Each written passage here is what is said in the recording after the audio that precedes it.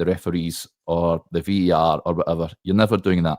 I think it's about time that the SFA look at bringing in the best possible officials, and if that means going abroad to get them, then so be it. Pay the cash, get them in for these matches. I think it would help massively. Your thoughts on that?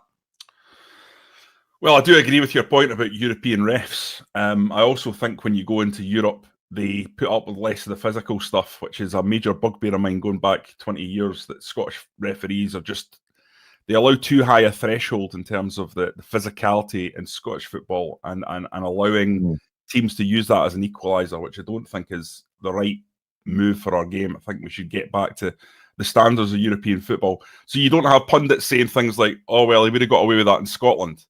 You know, that's the kind of attitude that I think is problematic. Listen, I've said for a long time, Derek, the referees need to be better. I don't like to pile on, but they do. And I think the first thing that should be considered by the game, and let's not be around the bush, Rangers are a very, very big part of the game in Scotland. The SPFL is a members' organisation, but the game in Scotland, I think, should come together and try and bring in full-time referees. How can anyone be as good as they can be when they're part-time at something? They can't be. They can't be. If they were full-time, they would be better. I don't think there's any doubt about that. So that would be the big thing that I would try, Derek, before you move to bringing in foreign referees. I think they need to be at a standard where they're working 40 hours a week on their craft and making themselves absolutely the best they can possibly be. If they do that, I think you'll see better use of VAR. I think you'll see better decision-making on the pitch. And I think we'll see an improvement. But is there the political will within the Scottish game to spend the money that would require? Because a lot of these guys that are high up in refereeing have got major careers in other fields. You know, we saw the leader of the Tory party was, a prominent linesman for a long time. So I mean, you're talking about guys on big salaries and good jobs, lawyers, accountants, etc., who do this in their part-time. So you're going to need to offer a salary that's commensurate with pulling these people out of these kind of professions, and commensurate with the level of abuse, conspiracy theory that they have to put up with. Just on European refs, absolutely, Marcus says, other than the Jeffrey sending off in Europe, I agree with you, Derek.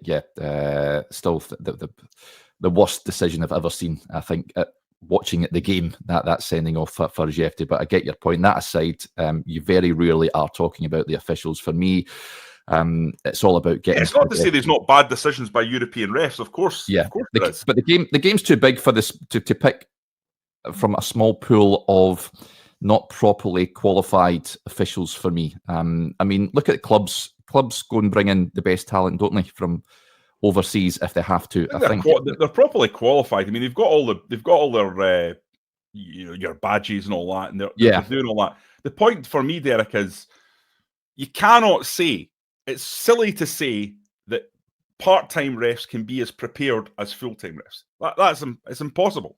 So to me, it's about preparation, practice, and all those factors. Because I mean, like to be a journalist, you go to university or you go to college and you do a couple of years. You've got the badges. You've got the certificate to say that you've done it. But it's only when you get out in the field and you do it that you get better at it. Or in our cases, maybe not. But it's that's just life in any profession or any job.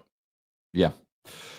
Just a heads up, folks, I will be getting on a proper experienced former referee to discuss 3 big incidents from the game on Sunday. A little later on, 12 noon, we'll be getting the good Reverend Mike McCurry on to discuss those incidents. We'll get his take on them all. So that will be going live on the Extra channel. It will be released to everyone immediately afterwards as well. But if you want to get your questions in, then feel free to do so. But we'll be interested to hear his take on, I think, the 3 big incidents. The Diamandi trip is one, Cherny, as we've just been talking about, and Kasper Schmeichel's antics inside the penalty area during the penalty shootout, Johnny, which is something that I think doesn't bode well, doesn't look good for John Beaton, who was staring right at it, I think. So it will be interesting to hear what Mike McCurry's views on that are.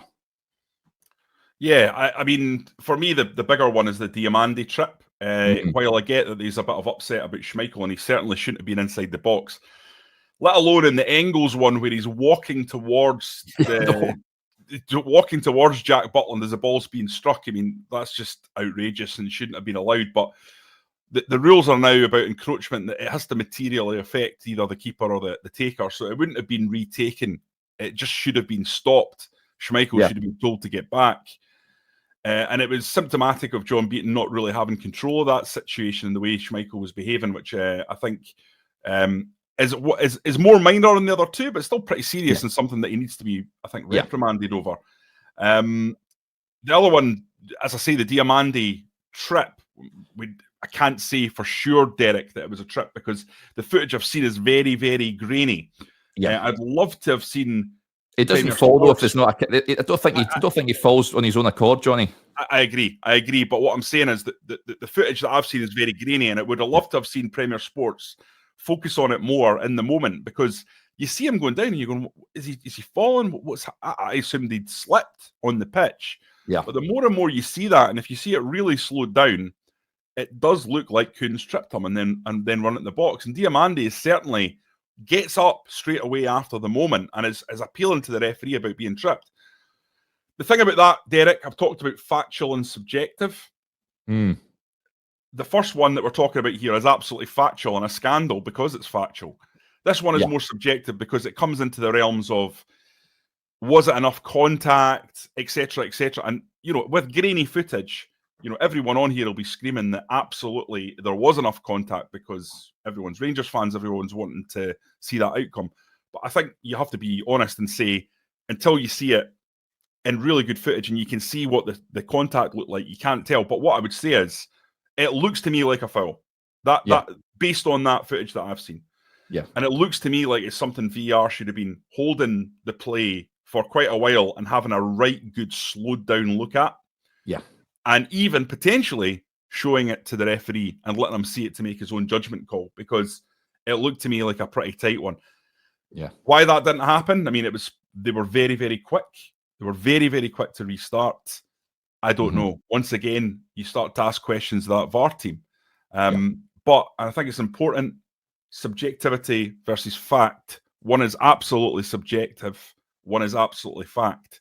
And that's why those two are massively different. But listen, my opinion is that's a trip, and it should have been, that goal should have been ruled out. I agree. Based on what I've seen. I might change my mind if I saw it with more clarity.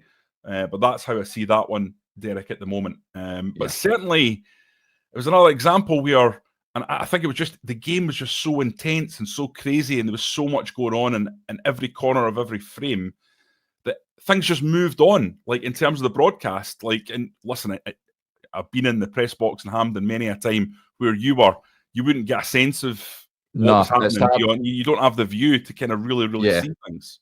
Yeah. But certainly watching the game on the telly, these moments, these two moments that we've discussed, they weren't kind of discussed very, almost at all.